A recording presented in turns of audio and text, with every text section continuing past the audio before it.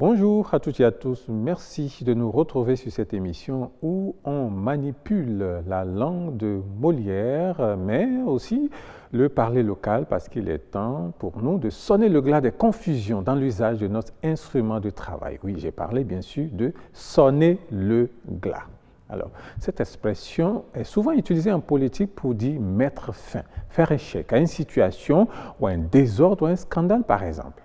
Alors, sonner le glas, c'est, comme on le dirait chez nous, sonner la récréation. Exactement comme cela se fait à l'école. Lorsqu'on sonne, c'est simplement pour dire arrêtez tout ce que vous faites. Généralement, c'est pour se détendre, pour s'amuser. Et dès que la cloche sonne, on connaît très peu la cloche aujourd'hui.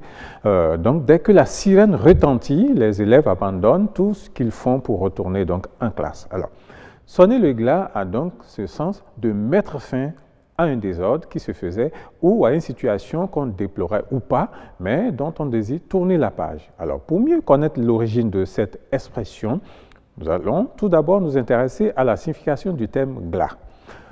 Le glas, c'est la sonnerie de cloche de l'église, souvent pour signaler une triste nouvelle. À l'époque, les cloches d'église avaient pour but principal d'informer la population à propos d'un événement d'une importance capitale, heureux ou malheureux bien sûr, et ceci suivant le son qui a été déclenché sur la cloche. Parce que pour ceux qui ne connaissent pas bien sûr, la cloche, c'est généralement deux sons. On a le son ding, on a le dong, et ça fait ding-dong. Et selon donc sur ces deux sons de cloche connus bien sûr à l'époque, lorsque les deux sont sonnés simultanément, il n'y a rien de grave, c'est juste pour inviter les fidèles donc, à la messe. Mais lorsque c'est sonné d'une certaine façon, généralement un tintement monosonore, c'est-à-dire seul le ding ou bien le dong, est très rapide, c'est donc pour ameuter la population, pour une mobilisation générale.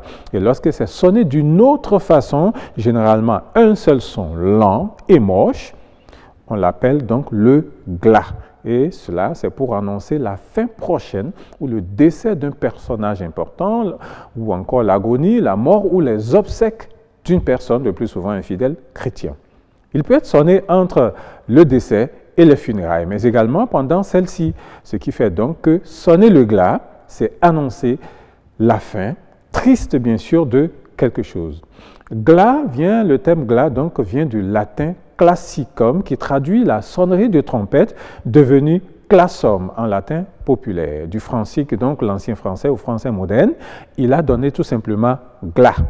Et donc sonner le glas, c'est aussi annoncer l'échec. On peut dire par exemple que la conférence nationale au Bénin a sonné le glas de la dictature marxiste ou que la vigilance de l'armée a sonné le glas d'une conspiration contre le régime par exemple. Et on peut sonner le glas d'une relation.